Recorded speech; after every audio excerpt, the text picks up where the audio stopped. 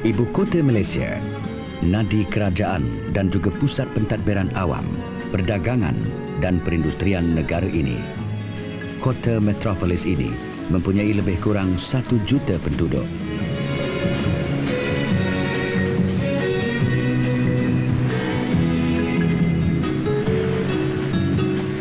Kuala Lumpur adalah juga pusat pendidikan dan penyelidikan dan juga latihan.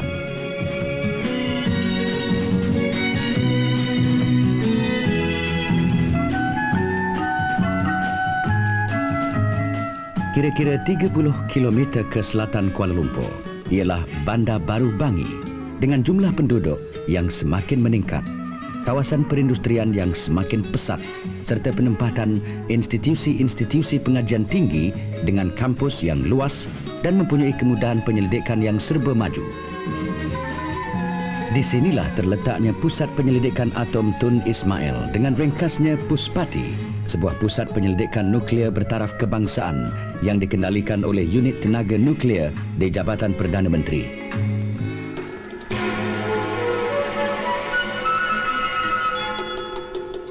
Pada awal tahun 1972, Allahyarham Tun Dr. Ismail bin Datuk Amrul Rahman telah melawat Pusat Penyelidikan Nuklear di Bandung, Indonesia, dan ekoran dari lawatan ini, beliau berpendapat Malaysia juga boleh mendapat faedah dari kegiatan penyelidikan seumpama ini.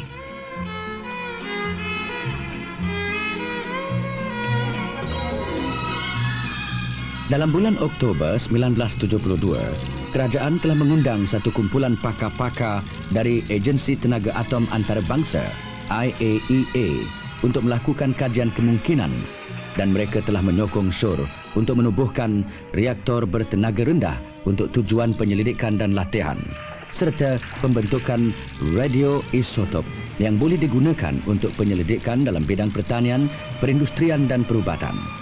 Tapak Puspati di Bangi adalah seluas 27 hektar. Kerja-kerja penyediaan tapak ini bermula pada bulan Januari tahun 1979. Peletakan batu asas dirasmikan pada bulan Februari tahun 1980 oleh Yang Berhormat Tan Sri Ong Ki Hui, Menteri Sains, Teknologi dan Alam Sekitar pada masa itu.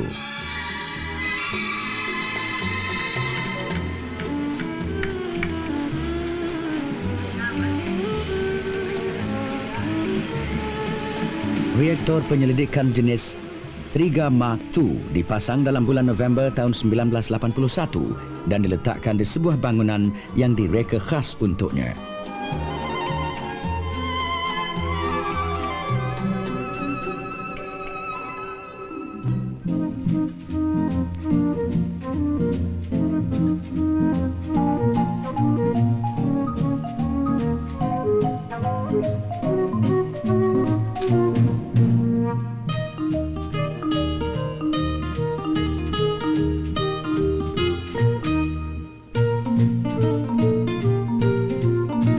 Reaktor penyelidikan ini dengan tenaga haba 1 megawatt sesuai digunakan untuk penyelidikan, pengeluaran bahan-bahan radioaktif yang berhayat pendek dan sederhana pendek, dan juga latihan asas pengendalian reaktor. Teras reaktor ini terletak di dasar sebuah tangki aluminium sedalam 6 meter yang mengandungi 19,000 liter air bebas mineral yang bertindak sebagai penyejuk dan pelambat neutron. Air itu dialirkan melalui pemindah haba untuk disejukkan melalui teras reaktor di dalam 1 liter sistem penyejuk yang lengkap dan tertutup.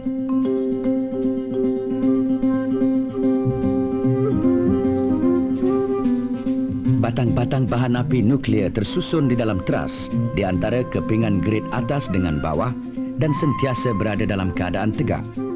Bahan api ini dibuat daripada campuran pepejal uranium yang dikayakan 20% kandungan isotop 235 dan zirconium hydride yang juga bertindak sebagai pelambat neutron.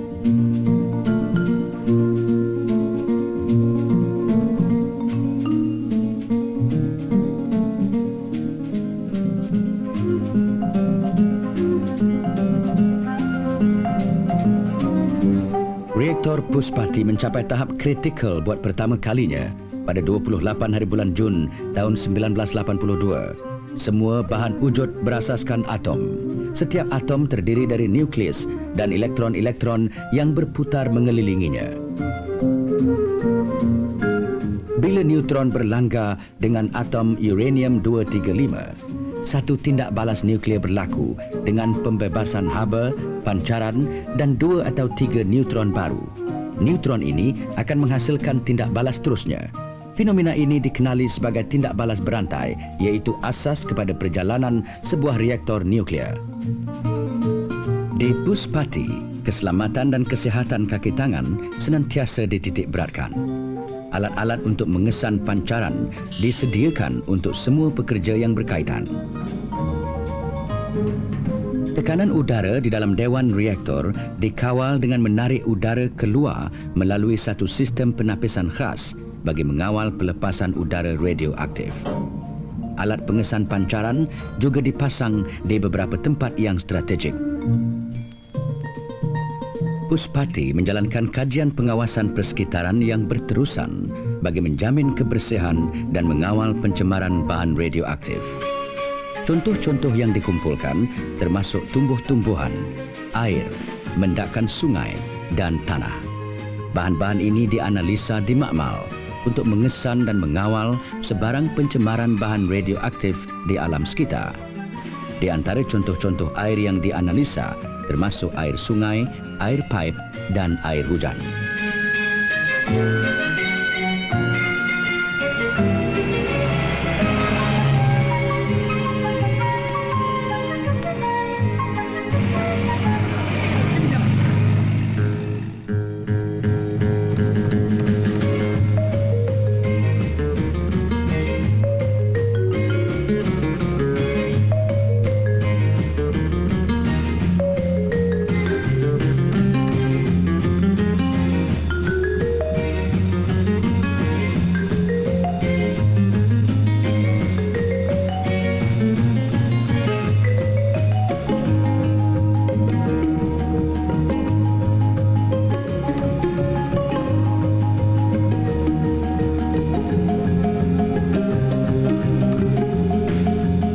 Contoh-contoh udara diambil dari pencontoh udara yang terletak pada tempat-tempat yang strategik.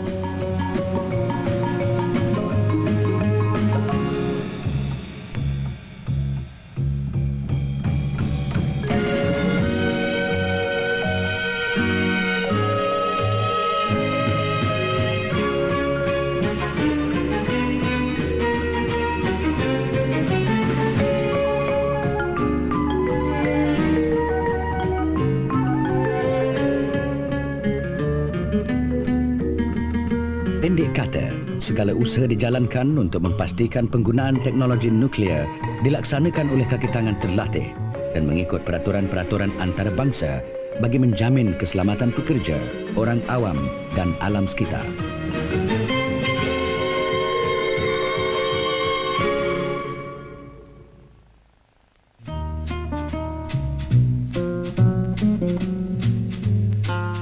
Kerja-kerja merawat sisa radioaktif dilakukan dengan teliti.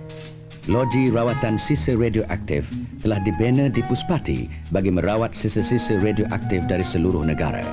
Kaedah-kaedah rawatan yang digunakan bergantung kepada jenis dan tempoh separuh hayat bahan sisa itu.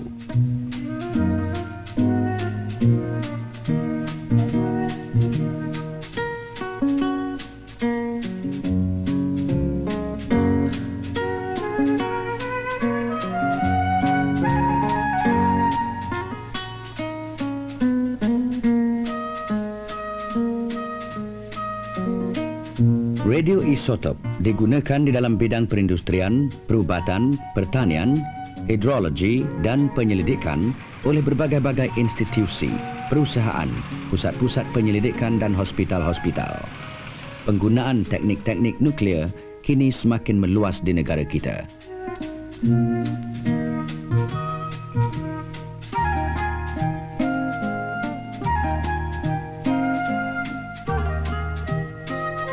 Teknik hidrologi isotop bagi pembangunan pertanian memainkan peranan di kawasan pertanian di Kedah dan Kelantan.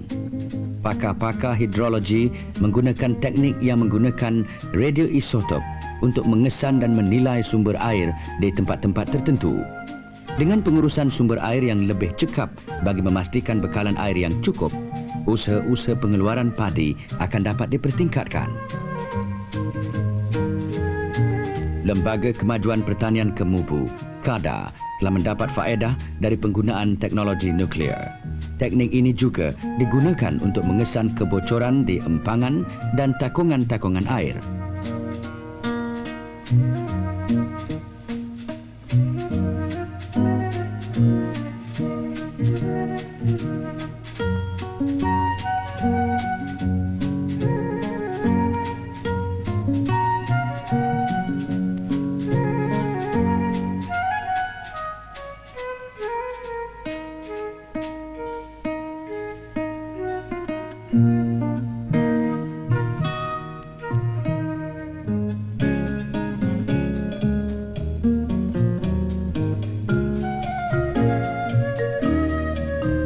Universiti Kebangsaan Malaysia di Bangi merupakan salah satu institusi pengajian tinggi yang terkemuka di negara ini.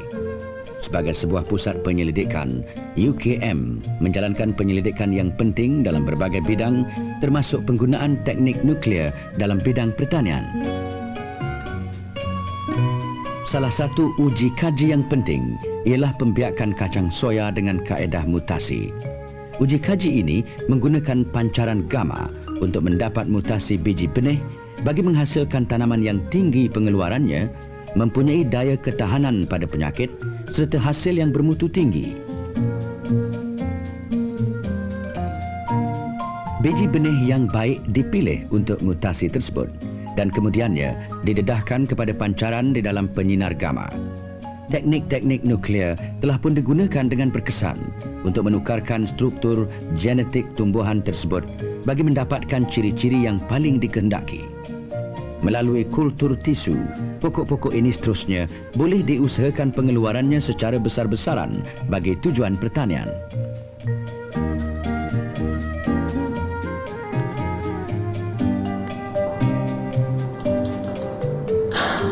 Biji benih lada hitam ini disinarkan dalam penyinar gamma.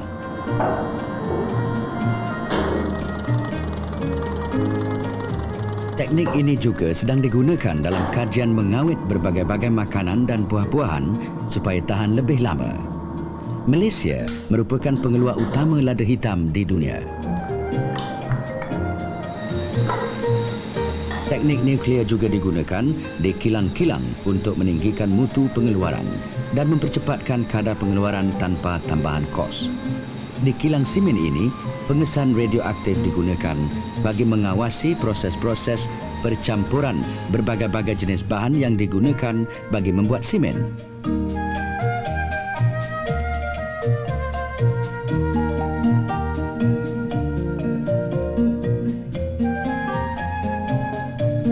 Di kilang ini, pengawalan mutu diberi keutamaan. Ujian-ujian dijalankan setiap setengah jam bagi menentukan mutu pengeluaran yang sekata.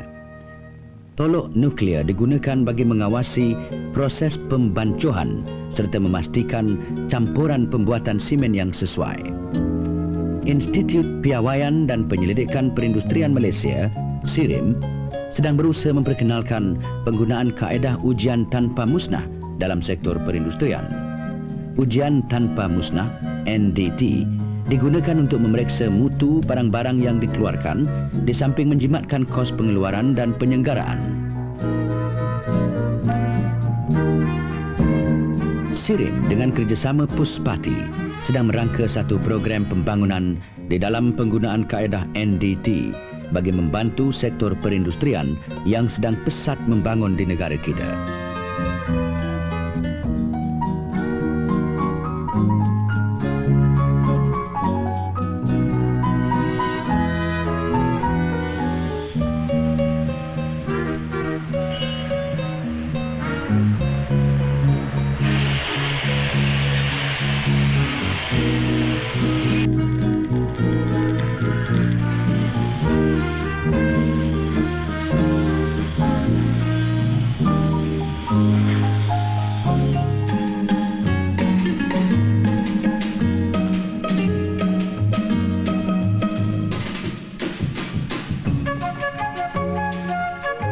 Teknik ini digunakan dengan meluas untuk memeriksa kimpalan paip.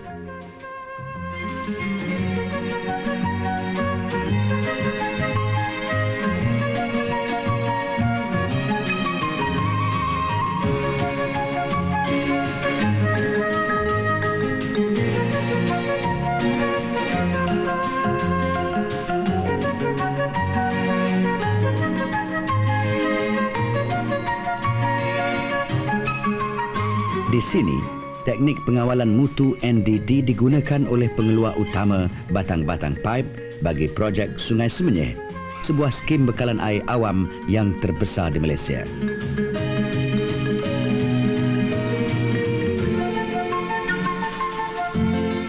Dengan menggunakan perkhidmatan radiografi, sistem penerbangan Malaysia, MAS, mendapat hasil-hasil yang lebih memuaskan dalam mengesan sebarang keretakan dan kerosakan dalam di bahagian-bahagian tertentu pesawatnya.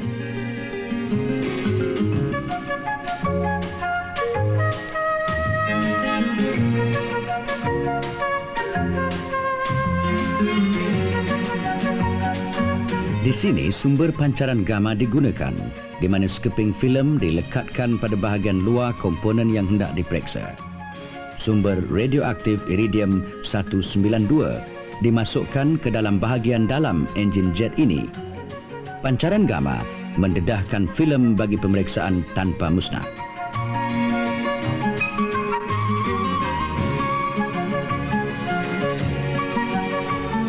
Kemajuan dalam teknik radiografi telah terbukti sangat berguna bagi mengesan keretakan dan hakisan, terutamanya bagi pemeriksaan-pemeriksaan yang di luar kemampuan teknik-teknik NDT yang lain.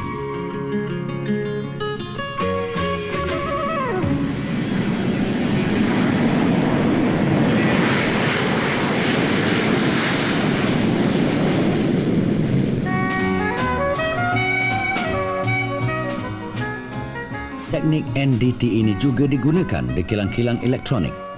Industri semikonduktor merupakan industri ekspor yang utama di Malaysia.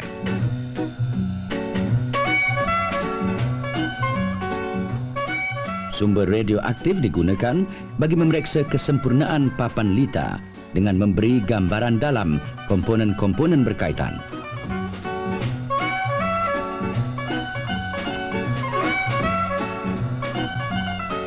Pancaran gamma juga digunakan bagi mengawal ketebalan golongan kepingan getah yang besar semasa pengeluaran. Tidak dapat dinafikan lagi bahawa teknik ini memainkan peranan yang penting bagi pengawalan mutu dalam perusahaan-perusahaan di dalam negeri ini.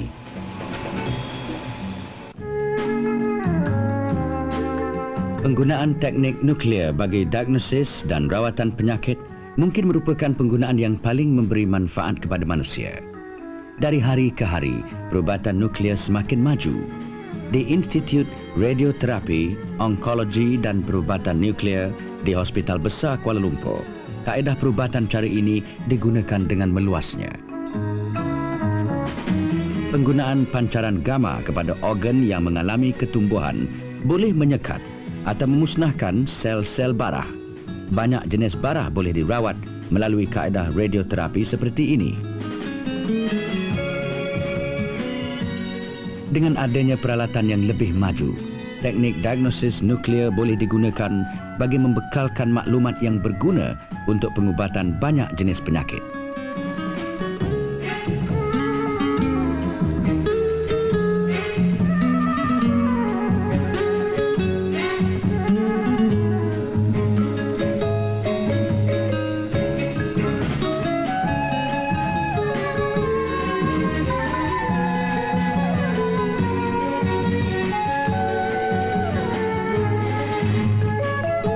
Kegunaan utama reaktor Puspati ialah untuk latihan, penyelidikan dan pembuatan radioisotop. Reaktor ini boleh dikendalikan secara manual ataupun automatik. Perisai konkrit ini mempunyai beberapa lubang pancaran di mana neutron dan sinaran radioaktif dari teras boleh didapati di luar reaktor untuk tujuan uji kaji.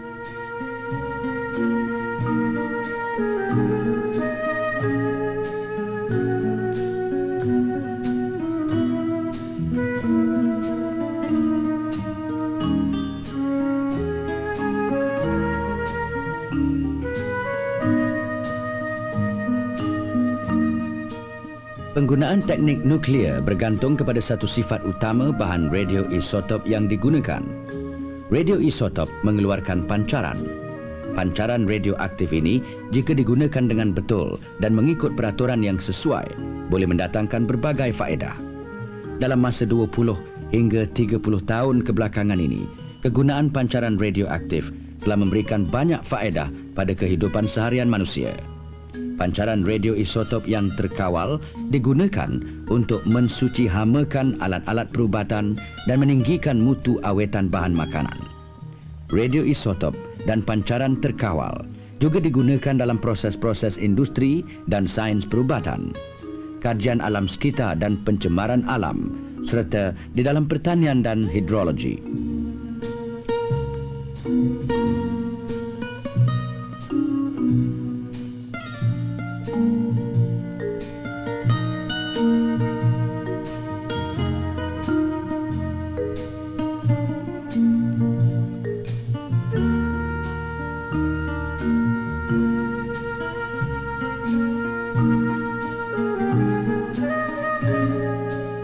Dengan meneliti jenis dan tenaga sinaran yang dikeluarkan, kita boleh mengetahui unsur-unsur yang terkandung di dalam bahan tersebut serta kepekatan setiap unsur yang ada.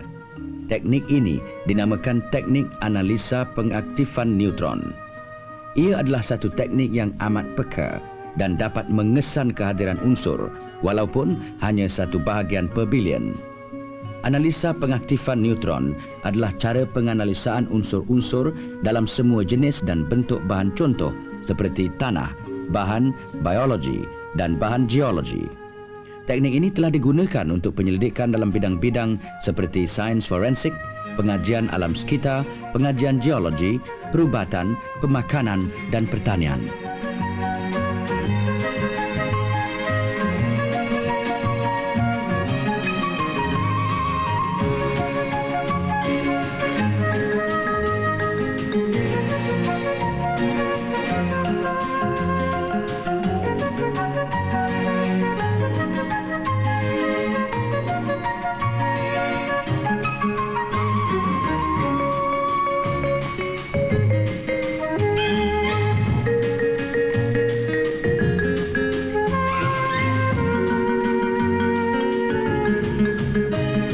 Dengan bantuan IAEA, sebuah makmal kebangsaan piawaian dosimetri peringkat kedua telah ditubuhkan di Puspati.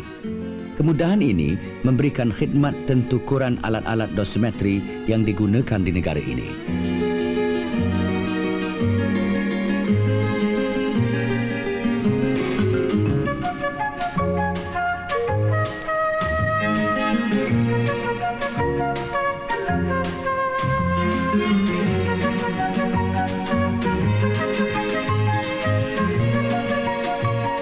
Sebuah hot cell bagi mengeluarkan radiopharmaceutical telah siap dipasang.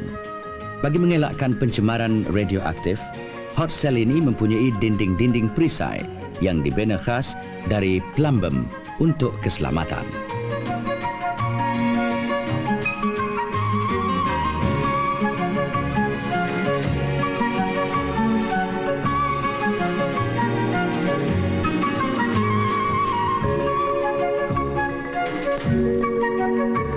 Radioisotop yang dibentuk di dalam reaktor perlu diproses secara kimia kepada bentuk yang sesuai sebelum digunakan.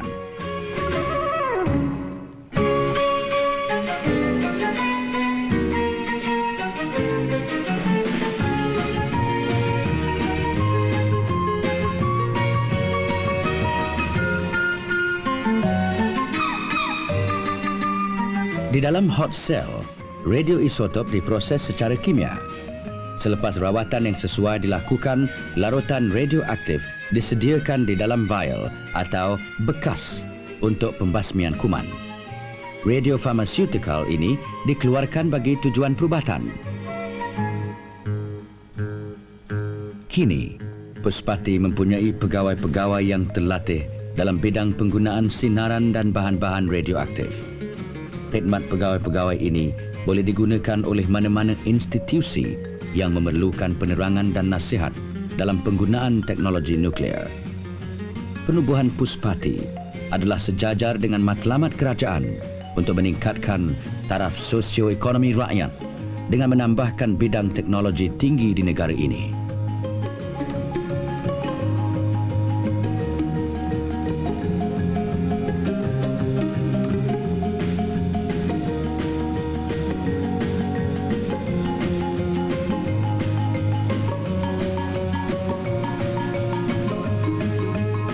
Puspati akan dapat memainkan peranannya yang besar sebagai pelopor dalam teknologi nuklear untuk pembangunan dengan mengembangkan penggunaan tenaga nuklear secara aman di negara ini.